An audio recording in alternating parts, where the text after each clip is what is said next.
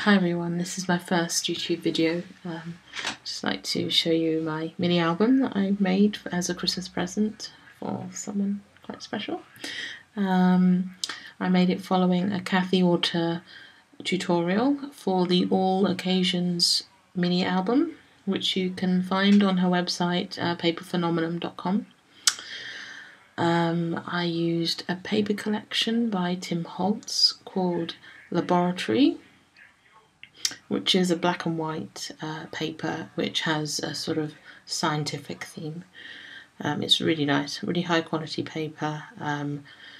It has lots of sort of vintage scientific imagery in it, as well as general scientific imagery, as well as, and decorative, almost sort of quite grungy imagery as well.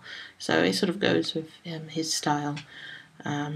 Sort of retro vintage grunge, which is nice because you can play quite well with those types of papers. As my first video, I've decided to use stills because it was a bit easier for me. I haven't yet set up my video camera to record projects, so bear with me, as this one doesn't feature much movement. It's pretty photographic. So anyway, this front page I created using one of the papers. I made the book corners using an actual metal book corner, which I scanned in using my scanner. I then traced it in the Silhouette software. I cut it in black card stock, and then I covered it in glossy accents, which created a really nice sort of relief, sort of three-dimensional feel to it. I then created a chain, which I used to sort of cover the join between the spine material and the front page cover. This is the front page. It features an element cut on my silhouette out of, I think it's American Crafts paper, and coloured using Inktense blocks, sort of radiating the colour from light to dark, from the middle to the outer edge, which I think looks quite nice.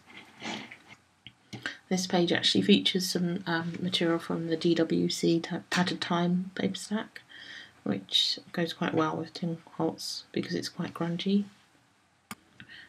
And it also features cut-out elements using my silhouette, and once again coloured using Inktense blocks, which I've used lots of different colours on each of the elements to create sort of colour variation and sort of interesting effects. I would urge you to try it because it's really fun. Stuck down using the Claudine Helmuth Studio Multi-Matte, which dries invisible and is really good for decoupage and sticking down quite intricate patterns, sort of cutouts, die cuts, which you'd otherwise possibly make a mess of if you use normal glue. This page once again features cutout elements that have been coloured by Inktense blocks. A really nice dragonfly in the top left hand corner and a paisley pattern, which I thought looked quite gear-like, sort of almost steampunky, so that sort of went well with the paper. This page features the deer heads in blue in the bottom left corner. Everything's been coloured by Inktense, and a really nice bicycle and some seed heads, flowers with seed heads, which I coloured in blue and green. This page features part of a flower in the top left hand corner and a doily pattern coloured in red and brown, sort of colouring it lighter in the middle and getting darker towards the outer edges, which makes it really stunning and it pops out. I'd recommend that technique because it makes cut elements look a lot more sort of refreshing and lively and sort of powerful. They stand out quite a lot on the page when you colour them in that way. I really like this next page. It features a sun element cut from the Silhouette store on my Cameo, Silhouette Cameo, which I painted with gold gouache, which is sort of a watercolour paint which has a certain amount of opacity, and the gold colour comes from mica powder, which is a really sort of shiny material. It's not gold at all, it's just a stone or some other type of material which is really reflective. The glasses below it I made using two different files. One was just a glasses file, Silhouette Studio file, and a diamond shape which I merged using the software to create a sort of diamond in the glass eye type of a image, which I think is really nice. It looks really strong and powerful and interesting as well.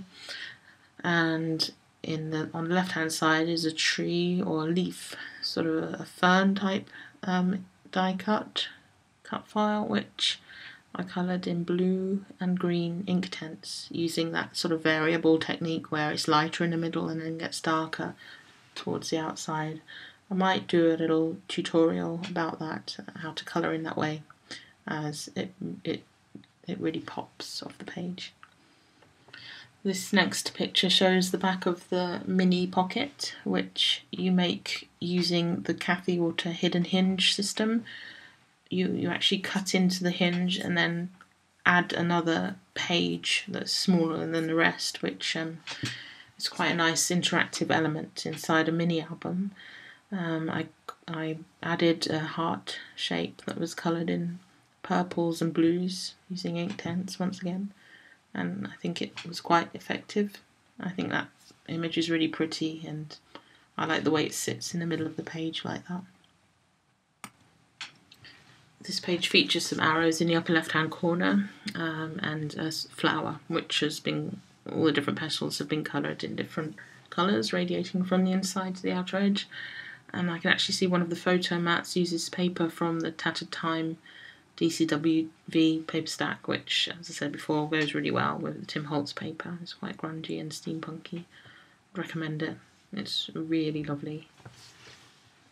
And that's the end of my first video. Thanks for watching. Hope you come back again and take a look at my blog. I'm sure I'll be making more videos, so stay tuned. Bye bye.